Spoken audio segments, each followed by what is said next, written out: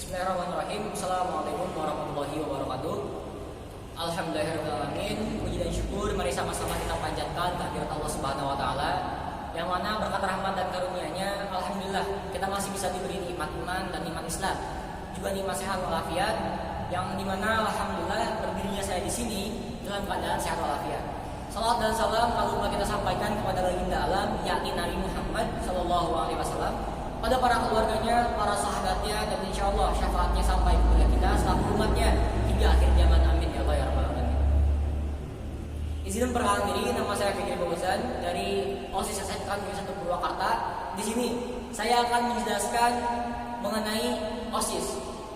Kata OSIS mungkin sudah tidak asing lagi di telinga kita, dan bagi kita semua itu hal yang biasa, karena seringkali kita mendengar mau di sekolah ataupun di luar sekolah, mendengar banyak sekali orang yang berkata OSIS. Bahkan ketika kita masih sekolah pun, ketika kita masih dalam kondisi sekolah pun, baju putih abu yang kita pakai di sakunya berlogokan OSIS. Nah, sebenarnya kita tahu nggak sih apa itu OSIS?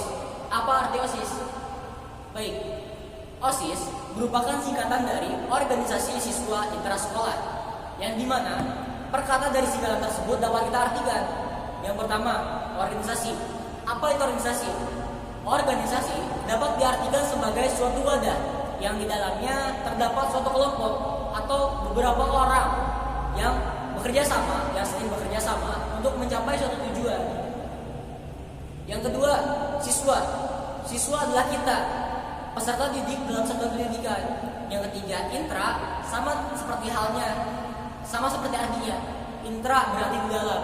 Nyatanya, OSIS merupakan organisasi yang berada di dalam sekolah. Lalu selanjutnya, sekolah. Sekolah merupakan satuan pendidikan tempat diselenggarakannya belajar mengajar.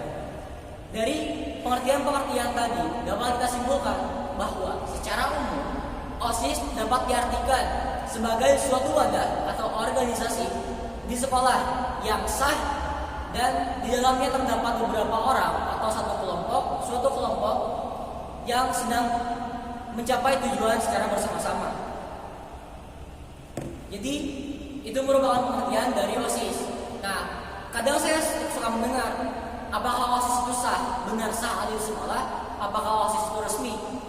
Nah, di sini selanjutnya saya akan menjelaskan tentang dasar hukum OSIS, yang dimana dasar hukum ini dapat menjadi bukti atau dapat menjawab pertanyaan-pertanyaan yang tadi. Apa saja sih dasar hukum OSIS itu? Yang pertama, Undang-Undang Nomor 20 Tahun 2003 tentang Sistem Pendidikan Nasional. Yang kedua, Peraturan Pemerintahan Nomor 19 Tahun 2005 tentang Standar Nasional Pendidikan.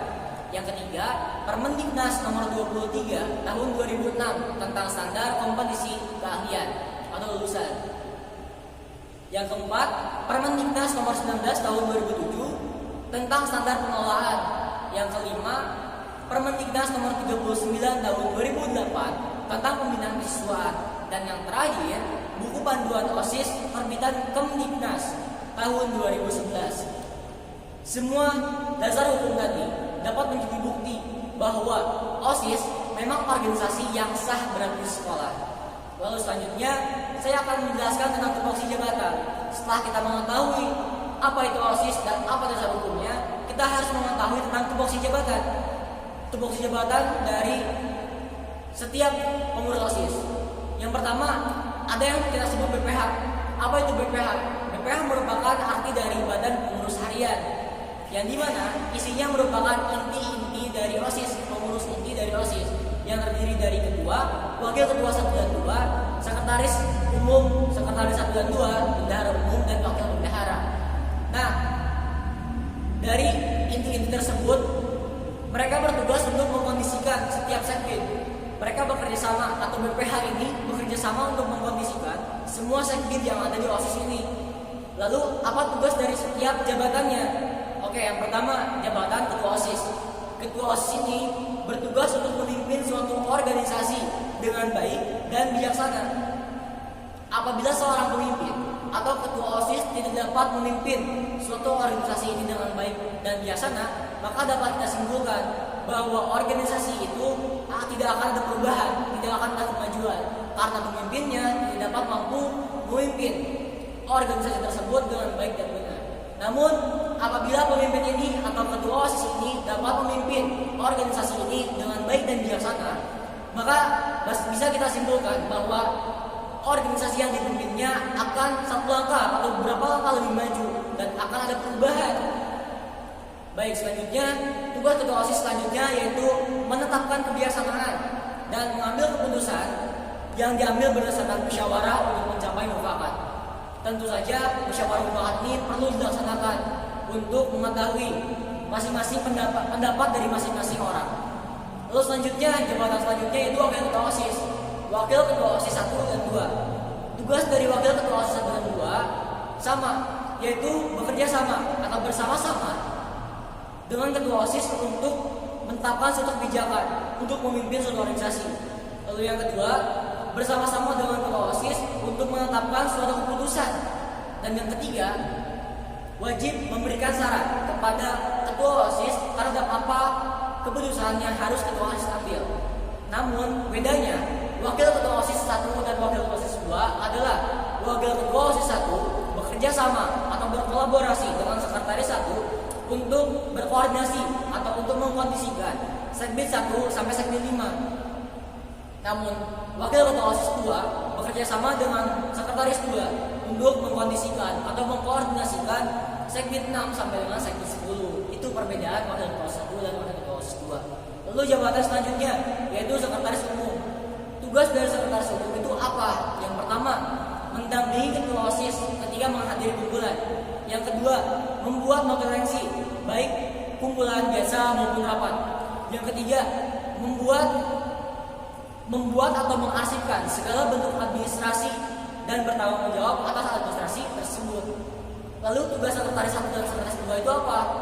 Tugas dari sekretaris 1 dan sekretaris 2 sama, yaitu bekerja bersama-sama dengan sekretaris umum untuk membuat notulensi terhadap kumpulan yang telah dilaksanakan. Lalu yang kedua, membuat atau mengarsipkan segala bentuk administrasi dan harus bertanggung jawab atas administrasi tersebut. Lalu wakil atau sekretaris 1 dan sekretaris 2 ini harus menggantikan ketua umum ketika ketua umum tidak dapat mendampingi ketua OSIS untuk menghadiri suatu kumpulan atau rapat. Lalu perbedaan antara keduanya, sekretaris 1 dan sekretaris 2 ini perbedaannya itu sama seperti wakil ketua OSIS. Yaitu yang pertama, sekretaris 1 berkoordinasi dengan wakil ketua OSIS 1 untuk mengkondisikan Sekbid 1 sampai Sekbid 5, dan sekretaris 2 berkoordinasi dengan wakil ketua OSIS 2 untuk mengkondisikan atau mengkoordinasikan Sekbid 6 sampai dengan Sekbid 10. Lalu jabatan selanjutnya yaitu bendahara umum. Tugas dari bendahara umum yaitu bertanggung jawab atas pengelolaan uang yang dilakukan, mulai dari uang masuk sampai uang keluar. Dan bendahara umum wajib membuat laporan kepada ketua OSIS secara berkala atau bertahap. Lalu apa tugas dari wakil bendahara umum?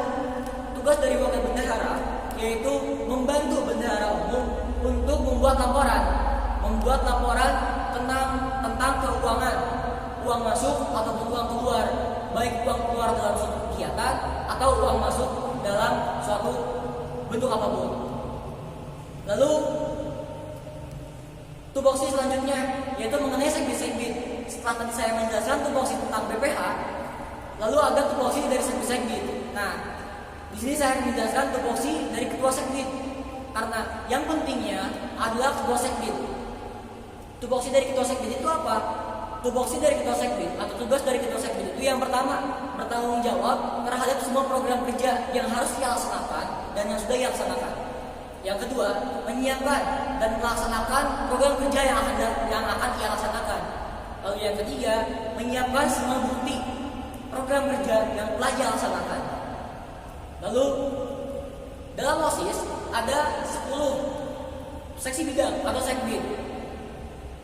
Dari masing-masing seksi bidang mempunyai tugas yang sama, yaitu setiap seksi bidang harus membuat program kerja atau melaksanakan kegiatan yang berkaitan dengan Sekbidnya masing-masing. Ketika Sekbid 1 dengan nama pembinaan ketakwaan, maka halnya Sekbid 1 harus membuat program kerja atau kegiatan dengan tujuan untuk meningkatkan keimanan secara religius kepada Allah Subhanahu wa taala dan seterusnya. Jadi semua Sekbid mempunyai tugas yang sama, yaitu untuk melakukan atau melaksanakan program kerja sesuai dengan tujuannya masing-masing. Lalu setelah menjelaskan tupoksi dari BPH dan sekbi tadi, adapun visi misi saya sebagai ketua OSIS, yaitu visi saya yang pertama, menjadikan OSIS ini sebagai wadah atau organisasi yang dapat menciptakan generasi yang aktif, mandiri, berkarakter dan integritas, dan tentunya aktif dalam berperan untuk kemajuan sekolah. Lalu visi saya yang kedua yaitu menjadikan OSIS sebagai tempat untuk menampung aspirasi dan menyampaikan segala bentuk kreativitas siswa, baik akademik maupun akademik. Lalu visi saya yang ketiga yaitu mendukung sekolah dalam pembentukan karakter budaya lingkungan industri. Lalu misi saya diantaranya itu yang pertama, mengadakan kegiatan peningkatan kualitas dalam bentuk apapun seperti studi banding dan lain-lainnya.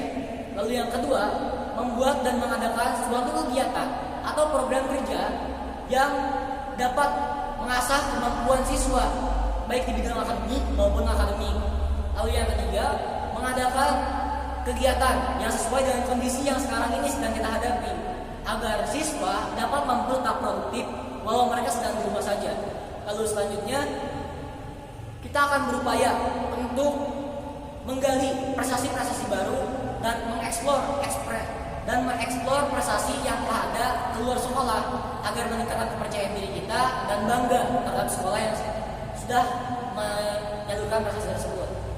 Lalu selanjutnya, yang terakhir, mendukung pelaksanaan sekolah dengan menjadi pionir untuk pelaksanaan budaya industri di sekolah agar semua warga sekolah dapat mencontoh kita atau dapat mencontoh hal yang baik dari kita untuk membantu mensukseskan sekolah dalam menerapkan karakter budaya industri.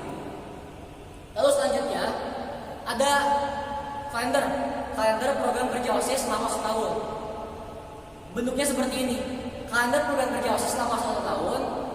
Di sini terdapat bulan, tanggal, dan hari seperti kalender pada umumnya. Namun tanda-tanda yang berwarna beda ini berisi yaitu rencana program kerja yang akan kita laksanakan dan program kerja yang sudah kita laksanakan. Jadi selama 1 tahun kalender ini akan kita gunakan untuk penyusunan program kerja yang nanti 1 tahun akan kita gunakan. Apakah program kerja ini kita laksanakan sesuai dengan waktunya atau tidak, nanti akan terlihat pada kalender ini. Dan warna-warna yang berbeda ini merupakan segmen-segmen dari segmen 1 sampai segmen 10. Lalu selanjutnya setelah kalender program kerja, ada penjelasan program kerja secara umum. Secara umum, program kerja merupakan susunan program yang akan dilaksanakan oleh OSIS selama 1 periode menjabat. Mungkin itu saja yang dapat saya sampaikan, kurang lebihnya